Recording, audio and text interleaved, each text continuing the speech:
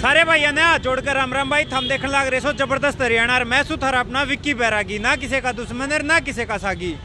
किसान आंदोलन चल रहा है, लगातार अपना प्रदर्शन कर रहे हैं, अपनी मांगा ने लेकर सेंट्रल गवर्नमेंट है कि जो 3 कानून इनके ऊपर थोपे गए हैं वह वापस लिए जावें और एमएसपी की गारंटी का कानून एक लागू कराया जावे।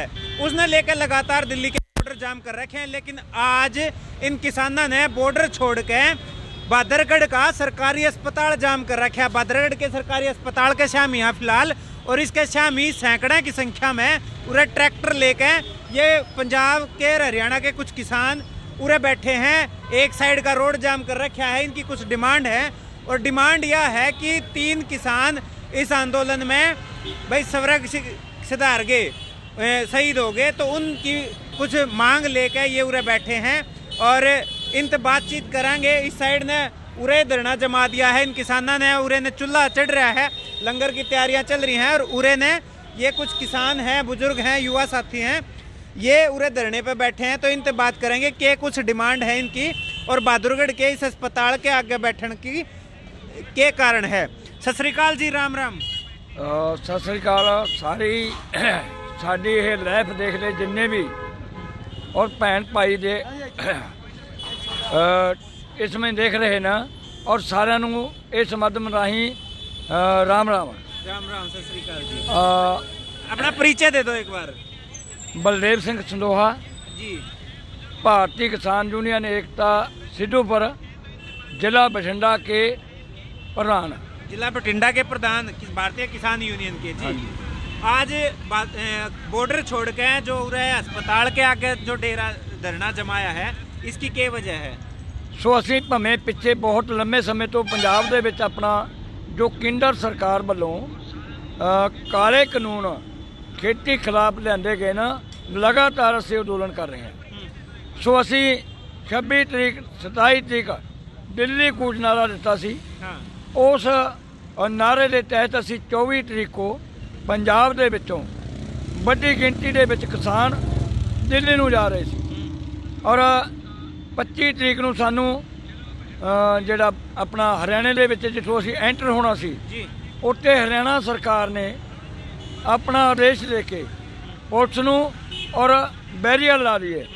असी उत्थे रात बिताई और दूसरे दिन असी दिल्ली जाना सी और 26 तरीक को असी उन्हां दे बैरियर जिहड़े और तोड़ के असी अपना दिल्ली वाल बढ़े। बैरियर तोड़ के दिल्ली की तरफ बढ़ गए। दिल्ली की तरफ बढ़े और हरियाणा सरकार ने साडे किसानां दे पानी दियां बछाड़ां छड्डियां, अथरू गैस छड्डे और रबड़ दियां साडे गोलियां मारियां। अच्छा।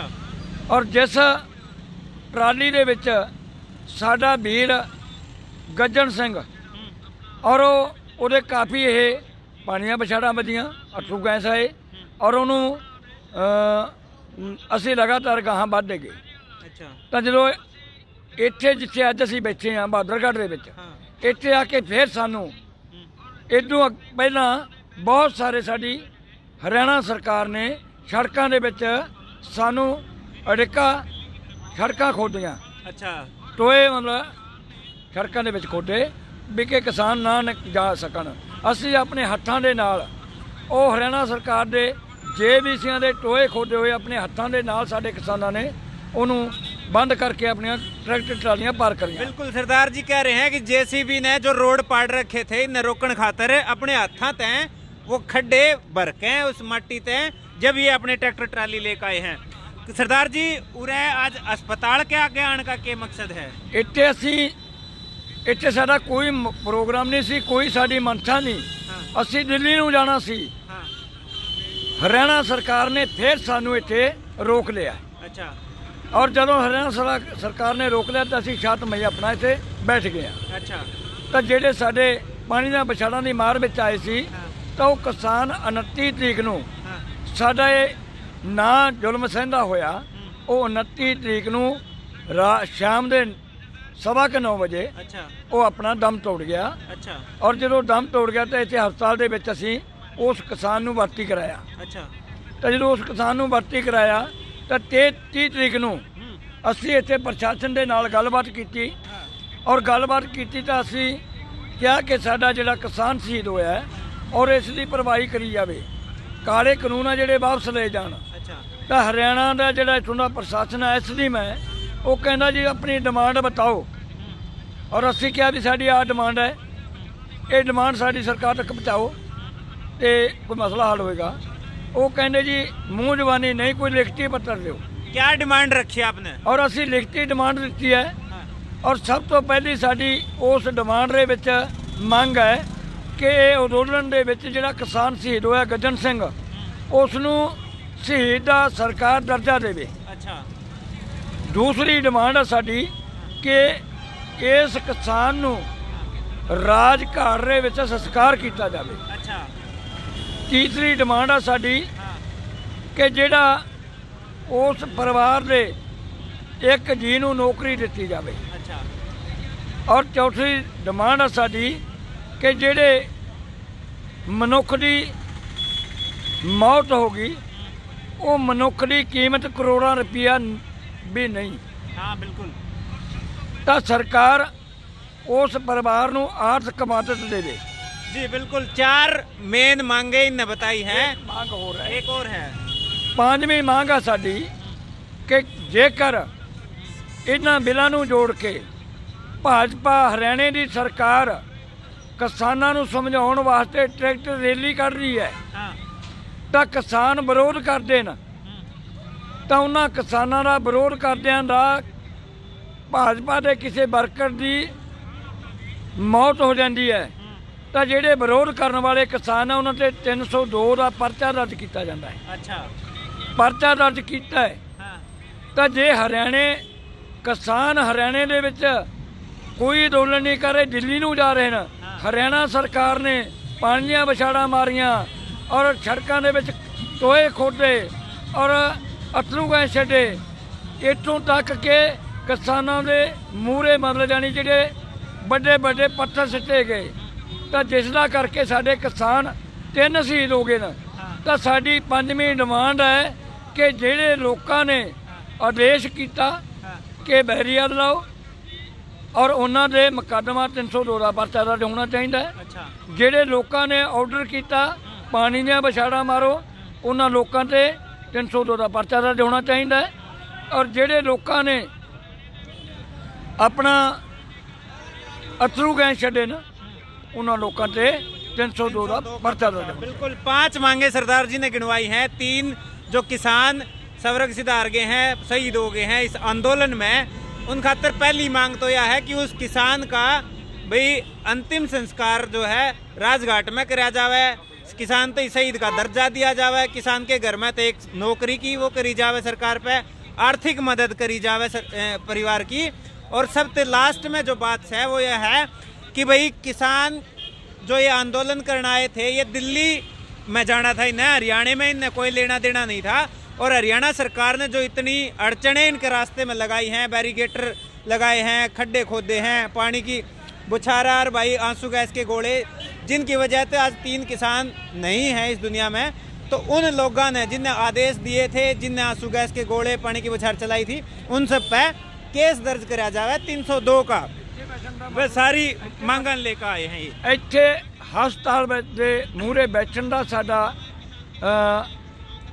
ਕੀ ਮਕਸਦ ਹੈ, ਕਿਉਂਕਿ ਸਾਡਾ ਕਿਸਾਨ ਹੈ ਜਿਹੜਾ ਸ਼ਹੀਦ ਹੋਇਆ ਹੈ, ਉਹ ਹਸਪਤਾਲ ਦੇ ਵਿੱਚ ਮੋਚਰੀ ਦੇ ਵਿੱਚ ਡੈਡ ਬੋਡੀ ਪੜੀ ਹੈ। अच्छा ਔਰ ਜੋ ਡਿਮਾਂਡ ਕੱਲ ਅਸੀਂ 23 ਤਰੀਕ ਨੂੰ ਦਿੱਤੀ ਐਸਡੀਐਮ ਨੂੰ, ਤਾਂ ਅਸੀਂ ਨਾਲ ਹੀ ਐਸਡੀਐਮ ਸਾਹਿਬ ਨੂੰ ਇਹ ਬਤਾ ਦਿਆ ਸੀ ਕਿ 1 ਤਰੀਕ ਨੂੰ ਜੇਕਰ 11 ਵਜੇ ਤੱਕ ਸਾਡੀਆਂ ਡਿਮਾਂਡਾਂ ਦਾ ਨਾ ਸਮਾਧਾਨ ਹੋਇਆ, ਸਾਨੂੰ ਕੋਈ ਨਾ ਡਿਮਾਂਡਾਂ ਦਾ ਮੈਸੇਜ ਆਇਆ, ਤੇ 1 ਤਰੀਕ ਨੂੰ ਅਸੀਂ 11 ਵਜੇ ਇੱਥੇ ਸੜਕ ਤੇ ਜਾਮ ਲਾਵਾਂਗੇ ਔਰ ਹਸਪਤਾਲ ਦੇ ਗੇਟ ਤੇ ਬੈਠਾਂਗੇ। ਔਰ ਉਸ ਦੀ ਲੜੀ ਦੇ ਵਿੱਚੋਂ ਅਸੀਂ ਵੱਡੀ ਪੱਧਰ ਤੇ ਸਾਡੇ ਟਰੈਕਟਰ ਟਰਾਲੀਆਂ, ਸਾਡੇ किसान ਇੱਥੇ ਜਾਮ ਲਾਇਆ, ਇੱਧਰ ਸਾਡੇ किसान तो बैठे आज हैं। एक 11 बजे का टाइम दे रखा था, समाधान नहीं होया तो आपने उरे धरना लगा पूरे दिया। धरने लगा दिया। ठीक है। और और आगे की के ਅੱਜ ਕੀ ਰਣਨੀਤੀ ਹੈ ਕਿ ਜੇ ਸਵੇਰ ਤੱਕ ਨਹੀਂ ਸਾਨੂੰ ਕੋਈ ਇਹਦਾ ਸਮਾਧਾਨ ਹੁੰਦਾ, ਨਹੀਂ ਕੋਈ ਸਾਡੀਆਂ ਜਿਹੜੀ ਡਿਮਾਂਡ ਆ ਉਹਦਾ ਮੈਸੇਜ ਆਉਂਦਾ, ਤਾਂ ਕੱਲ੍ਹ ਨੂੰ ਵੱਡੀ ਪੱਧਰ ਤੇ ਹੋ ਸਕਦਾ ਹੈ ਇੱਥੋਂ ਸਾਰੇ ਕਾਸੇ ਦਾ ਲੰਘ-ਲਾਣੇ ਦਾ ਘਰਾਓ ਹੋ ਸਕਦਾ ਹੈ, ਸੜਕਾਂ ਜਾਮ ਹੋ ਸਕਦੀਆਂ। ਵੱਡੀ ਪੱਧਰ ਤੇ ਸਾਡੇ ਕਿਸਾਨ ਹੈ, ਉਹ ਟਰੈਕਟਰ ਟਰਾਲਿਆਂ ਦਾ ਹੀ ਹੋਰ ਆਉਣਗੇ।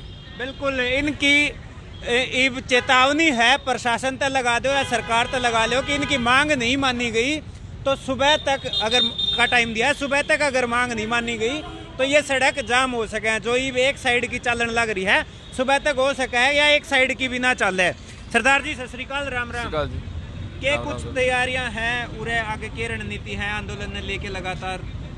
दोनों लेके जी साड़ी रणनीति ये है कि जो तो सारा किसान शहीद हुआ है उसके जो मांगे रखी है वो जो अगर सरकार नहीं सुनेगी, नहीं बात हमारी मानेगी तो जो सरदार जी ने बताया है कि सुबह तक जो सड़कें जाम कर देंगे। हमारा मकसद है दिल्ली जाने का, जहाँ रुकने का नहीं था। ठीक है ना, जो सरकारी टैक्स हम देते हैं उसको उस पैसे के साथ ये सड़कें बनवाई जाती है। सरकार ने ये सड़कें खोदी, किसानों को परेशान किया, पानी डाला, बिछाड़े मारी, तो उसी वजह से उसकी मृत्यु हुई। अच्छा, तो आपकी मांग नहीं मानेगी तो सुबह का फैसला पक्का ले रखा है कि हाँ, भाई पक्का ले रखा है, बंद कर दोगे? बंद कर देंगे। देखो जो हमारा धरना पहला पंजाब में चला, यहाँ चला है। सरकारी प्रॉपर्टी प्लेटफार्म हो या कुछ भी हो, एक पैसे का नुकसान नहीं किया किसान ने अपनी तरफ से नहीं किया। ये जो सड़कें में खोदी गई हैं, जहाँ कोई और अड़चनें डाली गई, सरकार ने अपने किया ये। बिल्कुल बिल्कुल भाई, इनका कहना है कि इतने महीने तक पंजाब में प्रदर्शन चल रहे हैं लेकिन सरकारी संपत्ति तय इनकी तरफ तक कोई नुकसान नहीं हुआ था अब तक। लेकिन हरियाणा में जब ये गुजर कर पूरे दिल्ली बॉर्डर तक आए हैं तो सरकार ने खुद सड़कें तोड़ी हैं जो आम आदमी के पैसे तय टैक्स तय बनवाई जावे हैं। राम राम जी भाई साहब, आप भी धरने पे हो? हाँ जी। के कुछ लगे हैं, सुबह तक का टाइम दे रखा है, मांगे नहीं मानी गई तो क्या रणनीति रहेगी? ये जी अब जो हमारे संगठन के नेता हैं उनका निर्णय हमारे लिए अंतिम निर्णय होगा। हम उनके आश्वासन पे बैठे हैं, हमें सरकार से कुछ लेना देना नहीं। जो हमारे नेता हमारे को आदेश देंगे हम उनके लिए हैं। बाकी जनता से, आम से हमें किसी से कोई गिला नहीं, कोई शिकवा नहीं। कितने हो आप? मैं यही से बहादुरगढ़ सांकोड़ से। बहादुरगढ़ सांकोड़ से लोकल किसान हैं और इस किसान धरने का समर्थन दे रहे हैं, इसमें शामिल हो रहे हैं। उरे तय बहादुरगढ़ तय सांकोड़ तय हैं। तो लगातार जो मांग लेकर आ रहे हो कानून वापस करने की, सरकार बार बार कह रही है कि भाई भलाई खातर है, किसाना की भलाई खातर है। नहीं जी, ये किसी कोई भलाई के लिए नहीं है। हमारी समझ दे बाहर है ये मामला, ये काले कानून है, इनको रद्द किया जाए। तो चाहो के हो फिर चाहने के लिए तो जो हमारे पता नहीं तो लग रहा है सरकार हमारे साथ न्याय कर रही है। ठीक है, लोग आज आश्वासन दे रही है, झूठी आश्वासन हमें पसंद ही नहीं। हमें सरकार पर भरोसा ही नहीं है। भरोसा ही नहीं है? नहीं, सरकार तो ये नहीं है? नहीं, कोई भरोसा नहीं। फिर भरोसा ही नहीं था तो ये सरकार बनी क्यों करे? समझे नहीं ना बात। उस टाइम पे बहका लिए जाते हैं उस टाइम पे। अच्छा। ठीक है, अब आगे आने वाला समय बताएगा ना इनको, उधर से तो दिखाई देगा। अच्छा। हाँ, अब आने वाला समय बताएगा कि अंधता को परेशान करने का क्या रिजल्ट होता है। अच्छा, इस्तेमाल कर ली बेरा पट्या असलियत के हाँ, है? अब पता लगा हमारे को कैसे इस्तेमाल किया गया। अच्छा, ठीक है। तो भाई बहादुरगढ़ का सरकारी अस्पताल है बीचों बीच बाजार के, और उरे उसके सामने प्रदर्शन पे बैठे हैं ये किसान। प्रदर्शन की वजह धरती बता दी है कि 3 किसान इस धरने में, इस आंदोलन के टाइम पे उनकी मौत हो गई है और उसने लेके लगातार इनकी मांग थी कुछ, उन मांगा ने लेके ये उरा इनकी सुनवाई नहीं हुई टाइम पे। तो आज इन 11 बजे का टाइम दे रखा था और उस टाइम पे इनने बहादुरगढ़ के इस अस्पताल के सामने ये रोड ब्लॉक कर दिया है। सुबह तक का और टाइम है, जब मांग नहीं मानी गई तो ये दूसरी तरफ का भी रोड जाम कर दिया जाएगा। इन मांग देखना यो है कि प्रशासन और हरियाणा सरकार इनकी सुनवाई करे है कि नहीं करे है, और कितना टाइम ले है, किस तरीके तक कोई बीच का रास्ता लेकर जाएगा, के रहेगा। देखते रहिए ज़बरदस्त हरियाणा। इस वीडियो ने लाइक शेयर कर दियो, यूट्यूब पे सब्सक्राइब कर लियो, फेसबुक पेज फॉलो कर लियो। कैमरे के पीछे राहुल, राम राम।